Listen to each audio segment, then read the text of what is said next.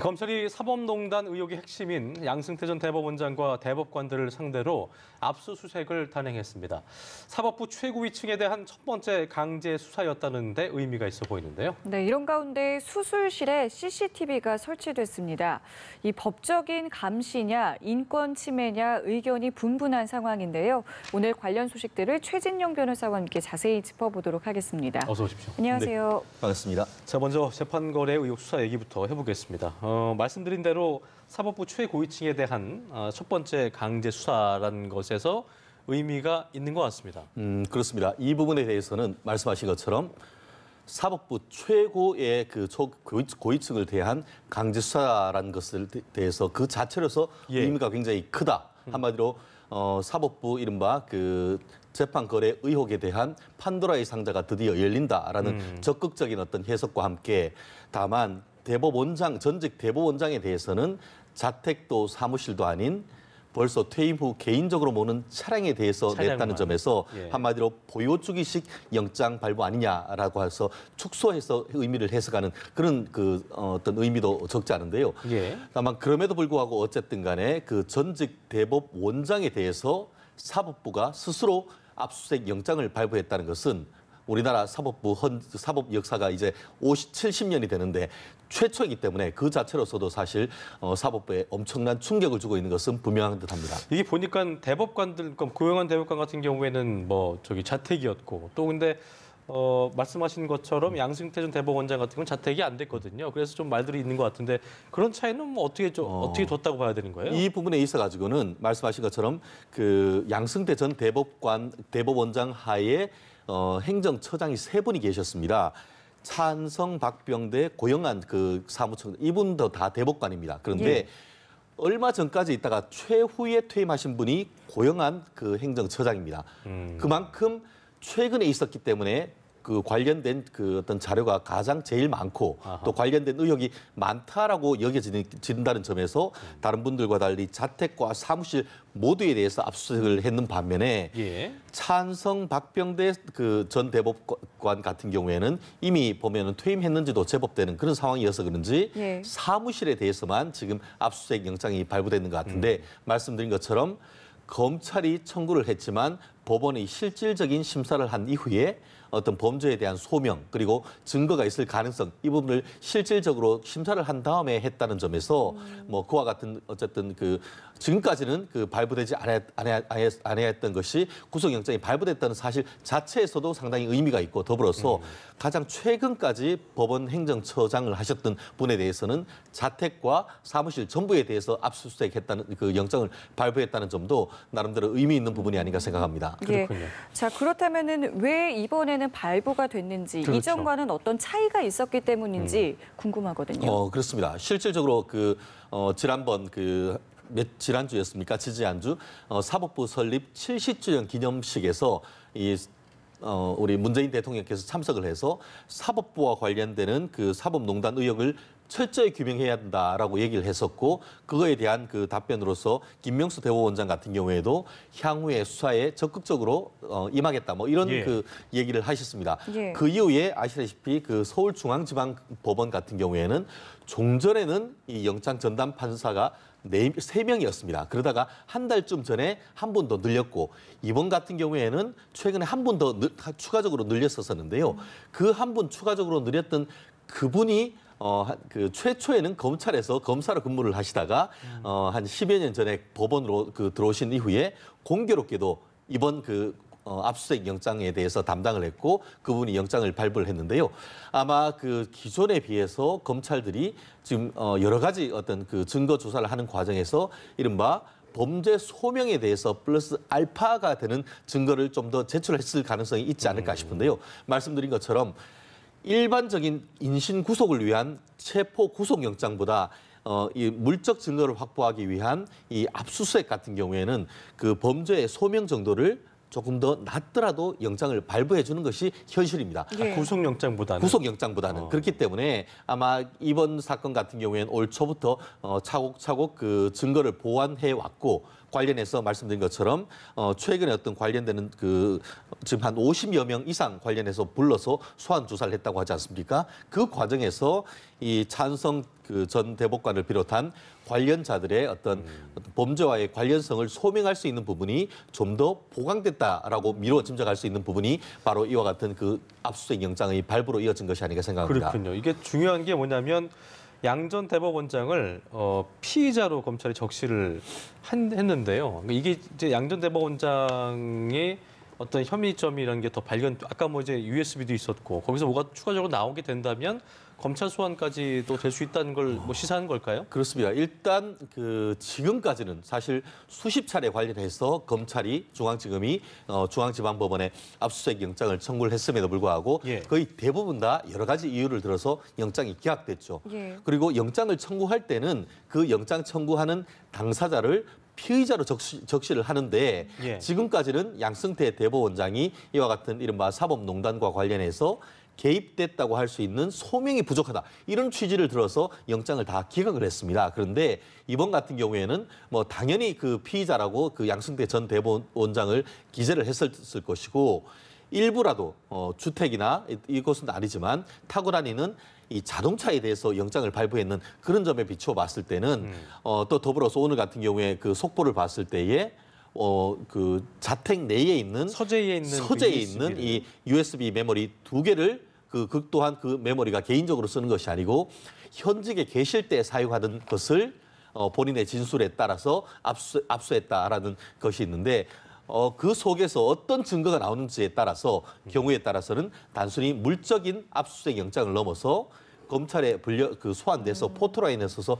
조사될 가능성도 그 전보다는 한층 높아진 것이 아닌가 그렇게 해석하는 것이 일반적인 견해인 것 같습니다. 예. 지금 이야기해 주셨던 그 USB 확보 과정 말이에요. 그러니까 처음에는 차량을 압수수색하다가 말씀해 주신 것처럼 본인의 진술에 따라서 서재에서 확보를 했다고 하는데 그렇죠. 보통 이렇게 압수수색을 차량에서 하다가 주택으로 이동하는 것도 가능한 부분인지도 그런 부분 같은 궁금하거든요. 경우에는 영장을 발부할 때 그 조건을 잘 봐야 됩니다. 예. 압수수색할 때는 이른바 압수수색의 물적 범위와 시적 범위가 있습니다. 뭐 아무 때나 할 수 있는 것이 아니고 그 압수수색 할 수 있는 시간적 한계도 두고 장소적 한계도 두는데 예를 들어서 차량에 대해서만 하라고 했는데 그걸 영장을 두고 집에 들어가서 임의로 들어가서 그거를 가지고 나왔다고 하면은 이른바 위법 수집 증거로서 증거 능력이 없습니다. 그런데 이번 그 차량에 대한 영장을 발부를 하면서 영장 판사가 뭐라고 썼냐 하면은 본인의 진술에 의해서 이게 그 보관되고 있다라고 확인될 경우에는 그 보관되고 있는 장소에 대해서도 이 영장의 효력이 있다라고 기재가 돼 있다고 합니다. 그렇기 때문에 이 그 차량에 대한 압수수색을 하는 과정에서 양승태 대법원장이 관련되는 메모리가 업무에 사용하던 메모리가 서재에 있다라고 얘기를 했고 그와 같은 것에 있어서 그렇다고 하면은 이 영장을 제시하면서 그것에 대한 집행을 하겠다라고 하니까 양 전 대법원장 같은 경우에는 본인의 어떻게 보면은 변호사를 통해서 이 부분을 확인하고 하겠다라고 해서 실제로 그 변호사가 현장에 오진 않았지만 검찰 쪽이 이 변호인과 전화를 해서 그와 같은 영장에 대한 것을 확인하고 실제로 그 양승태 전 대법원장의 자택에 들어가서 USB 메모리를 그 취득을 했다고 합니다. 한마디로 적법 절차를 지켜서 영장을 그 압수수색에 USB 메모리를 확보를 했기 때문에 향후에 거기에서 어떤 증거가 나오는지에 따라서 굉장히 문제가 될 수 있는데 그것을 만약에 유의미한 증거가 있을 경우에 그것이 재판에 나갔을 경우에 증거로 쓸 수 있는 유력한 증거를 확보했다는 점에서 검찰로서는 사실 기대치 않았던 수확을 거둔 것이 아니냐 이런 그 어떤 해석이 나오는 것 같습니다. 근데 이제 그 유의미한 증거가 나올 수 있을 가능성. 그러니까 지금까지 사건이 불거지고 나서 3개월여가 넘었고 4개월로 접어든 상황에서 양 전 대법원장은 계속 부인을 줄곧 해왔기 때문에 또 차량도 보니까 이제 퇴임 이후에 타고 다니던 차량이었기 때문에 본인 진술로 또 USB 확보하기도 했어서 거기에 뭐가 관련이 있을 것이냐 이런 비관적인 시각도 있더라고요. 그렇습니다. 그러니까요. 한마디로 깡통 USB 메모리냐 아니면은 증거의 보물 창고이냐 이것은 뚜껑을 열어봐야 알겠죠. 뭐 그러긴 합니다만, 일단 예. 압수수색을 해서 가지고 왔기 때문에 그것을 대검찰청에 있는 디지털 포렌식 한마디로 그 내에 있는 것을 하나하나 검증하는 그 수사관들이 지금 조사를 할 것 같은데 말씀하시는 것처럼 본인의 불리한 증거가 있다면 과연 그와 같은 것을 임의로 선뜻 그렇게 내줬겠느냐. 또 부인도 해왔기 때문에. 부인도 예. 해왔기 때문에. 그렇기 때문에 별것 없을 가능성도 있다라고 얘기를 하지만 그런 예측도 있습니다만 어쨌든 간에 양승태 전 대법원장이 본인 말로 업무에 사용했던 증거다라고 했습니다. 그 USB 메모리라고 했습니다. 그렇다고 하면은 그 내역이 무엇인지는 아직 알 수가 없을 것이고 설령 그것을 일부 삭제했다 하더라도 그 요즘 디지털 포렌식 작업을 통해서 재생할 수 있는 그런 부분이 있기 때문에 예. 만약에 거기에 유의미한 자료가 있었다고 하면은 웬만해서는 다 복구가 가능합니다. 그래서 예. 그 앞으로 그 검찰청에서 어떻게 그 내용을 복구할지 그 내용이 어떤 내용이 들었는지 따라서 정말 이와 같은 이른바 사법농단의 어떤 그 칼날이 대법원장까지 갈 것인지를 볼 수 있는 가늠자가 될 가능성도 크지 않을까 싶습니다. 그렇겠네요. 예. 지금 이런 상황에서 법조계 분위기는 좀 어떻습니까? 이 부분에 대해서는 사실 어느 정도 분위기가 좀 양분돼 있는 그런 느낌이 듭니다. 저도 아침에 이제 일부 언론들을 봤을 때 조금 보수적인 언론 쪽에 봤을 때는 제목만 봐도 이와 같은 의혹이 좀 지나치게 부풀려져 있다라고 표현을 했는 그런 언론이 있는 반면에 네. 일부 언론 같은 경우에는 이 법조계에서 양승태 전 대법원장에 대한 사법 처리 수순이 이제 그 시간 문제다 이런 해석이 있는 것 같습니다. 말씀하신 것처럼 지난 탄핵 절차를 거치면서 사법부조차도 사실상 상당 부분 보면은 진보와 보수 진영으로 약간 나뉘는 그런 모습이 있는 것 같은데요. 객관적인 증거로 봤을 때 이번에 문제가 되는 이른바 사법농단 의혹은 형법적으로 봤을 때의 직권남용 권리행사 방해죄입니다. 그런데 직권남용 권리행사 방해죄는 어떤 직권을 남용해서 상대방의 권리가 그 침해를 했을 때에만 이게 성립되는 것인데 이미 지난번 이번에 김 대법원장이 취임한 이후에 내부에 있는 특별조사위원회가 조사한 결과 이 부분에 대해서는 직권남용 권리행사죄의 성립에는 다툼이 있다. 이런 식으로 지금 판단을 했는 부분이 있어서 예. 과연 이 부분을 사법부 내의 판단을 넘어서 재판에 넘길 수 있는 구체적인 물증을 이번 압수수색을 통해서 검찰이 확보했느냐. 이 부분에 따라서 진영 논리와 상관없이 형사적인 책임 문제가 가려질 것인데 과연 아까 말씀하신 그 양승태 전 대법원장의 서재에서 발견된 USB 메모리가 판도라의 상자에 담긴 핵심적인 증거가 나올지 거기에 따라서 사실 직접적인 관련된 증거가 나온다고 하면은 양승태 전 대법원장에 대한 어떤 사법 처리가 급물살을 탈 수도 있고 그렇지 않다고 할 경우에는 여전히 지금처럼 답답한 어떤 수사가 이어질 수 있기 때문에 검찰 같은 경우에는 이 압수수색 어떤 자료를 처리하는데 아마 내부적으로 지금 저희는 모릅니다만 아마 검찰에서는 그 내용을 이미 상당 부분 알고 있지 않을까 싶습니다. 네. 다시금 좀 내용 정리를 좀 위해서 그 양 전 대법원장 이외에도 고영한, 박병대, 차한순 전 대법관들에 대한 압수수색도 진행이 됐거든요. 이 세 명이 받고 있는 혐의점도 좀 짚어볼까요? 예. 그렇습니다. 결국 결론적으로 말씀드렸을 때에 하나로 수렴되는 죄명은 직권남용 권리행사 방해죄입니다. 무슨 말씀이냐? 한마디로 양승태 전 대법원장이 재임 기간 중에 대법원을 개혁을 하는데 상고법원이라는 것을 도입하기 위해서 결국 그 당시에 박근혜 전 대통령의 취임 기간 중에 정치적인 사건에 있어서 정권으로부터의 그와 같은 어떤 법 개정을 통해서 상고법원을 도입하기 위한 미끼나 그런 것으로서 재판을 거래했다는 의혹 아니겠습니까? 예. 그 과정에서 대법원장이 조금 운만 띄우면 밑에서 실무적으로 그와 같은 것을 처리하는 것의 핵심 정점에 있던 사람이 법원 행정처장이고 그 법원 행정처장이 아까 말씀하신 것처럼 차한성, 박병대, 고영한 이분들이 바톤을 이어가면서 일을 했었지 않습니까? 그런데 그 법원 행정처의 처장은 또한 대법관으로서 구체적인 어떤 지시를 했을 가능성이 있는데 예. 지금까지는 보면은 그 법원 행정처의 차장으로 있던 그 분이 실무적으로 저도 개인적으로 굉장히 잘 아는 분인데 그분이 어떻게 보면 지금 청와대와 직접적인 거래를 했다라는 얘기가 있고 지금 예컨대 이제 박병대 전 행정처장 같은 경우에는 일본의 어떤 위안부 관련되는 어떤 손해배상이나 아니면은 전범기업과의 손해배상 이런 부분과 관련해서 이 총리 공관에 가서 이 사건에 대해서 내부적인 협의를 통해서 어떤 예. 재판 빨리 선고나 이런 것들을 좀 미루거나 좀 지연시키는 아니면은 건? 예. 지연시키는 그런 의혹이 있는데 관련해서 이미 굉장히 많은 어떤 전 현직 판사들이 조사를 했는 과정에서 이와 같은 일들이 일부 증언을 통해서 입증된 부분이 없지 않다 보니까 예.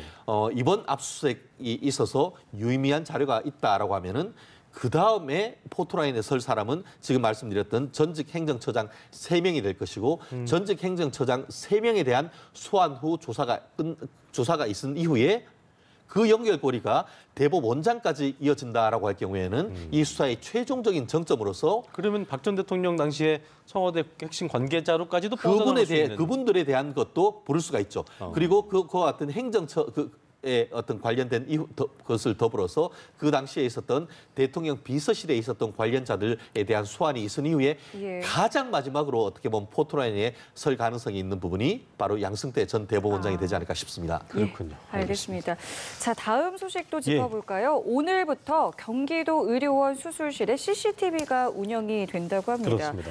자, 이렇게 되면은 이제 CCTV로 수술 장면을 우리가 모두 볼 수 있는 건가요? 아니면 뭐 동의가 좀 필요한 건지 좀 그렇습니다. 설명 좀 한마디로 부탁드릴게요. 개인의 치료나 이런 부분 같은 경우에는 굉장히 개인 정보 아니겠습니까? 그렇죠. 이게 법적으로 봤을 때에는 개인정보보호법 이슈가 바로 이 부분인 것 같은데요. 여기에서 개인정보는 두 당사자가 있겠죠. 수술을 받는 환자의 개인정보가 있을 것이고 예. 또 더불어서 CCTV 그 병원에서 실질적으로 수술을 집도하는 의사의 개인정보가 될 수가 있는 것이죠.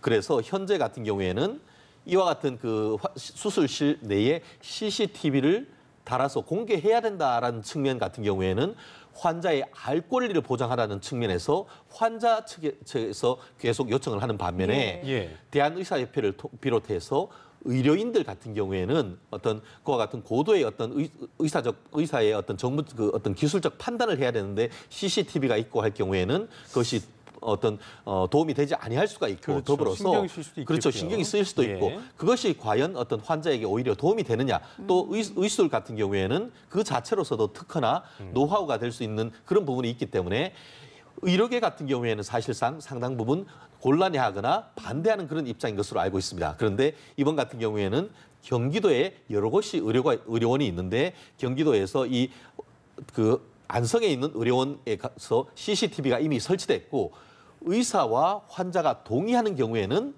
이 부분에 대해서 이제 그 CCTV를 촬영해서 그것을 이제 볼 수 있고 예. 더불어서 그 CCTV 영상을 한 30일 정도 보관을 할 수 있는 시범 케이스를 지금 하고 있는데 경우에 따라서 이 부분에 있어서 이제 그 나름대로 효력이 있고 의미가 있을 경우에는 내년에 상당 부분 확대해 가기 위해서 준비를 하고 있고 예. 그 경기도 같은 경우에는 내년에 경기도 일원에 있는 경기도가 운영하는 전 의료원에 CCTV를 달기 위한 예산도 이미 마련해 있다는 그런 소식인 것 같습니다. 결과적으로 이게 이렇게 CCTV가 설치가 되는 것 자체가 뭐 대리 수술도 그렇고 마취 환자에 대한 성희롱, 그러니까 말도 안 되는 일들 때문에 벌어지게 되는 거잖아요. 그러니까 이렇기 때문에 대한의사협회에서도 의료인과 환자 인권을 좀 보호해야 된다고 맞서고 있는 상황인데 개인적으로 이게 참 개별로 다를 것 같아요. 사안별로 필요한 부분도 있겠고 그렇지 않은 부분도 있겠고. 예. 그렇습니다. 이 부분이 일방적으로 의료인에게 유리하다고도 볼 수 없고 일방적으로 불리하다고 보기는 어려운 것 같습니다. 그렇죠. 결국 법의 원칙을 세우는 것이 굉장히 중요한데 네. 말씀드렸듯이 이것은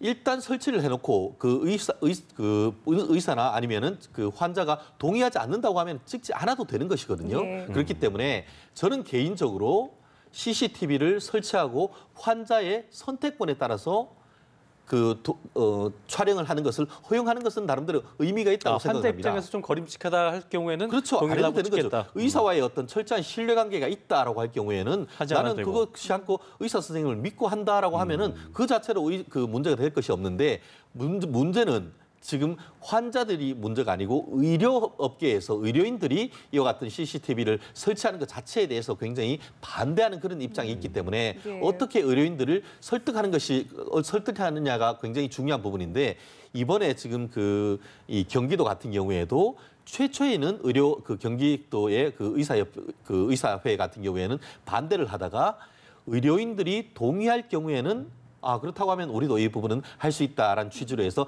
나름대로 타협안이 마련되면서 지금 그 경기도에 있는 의료원에 대해서 CCTV가 됐는데요.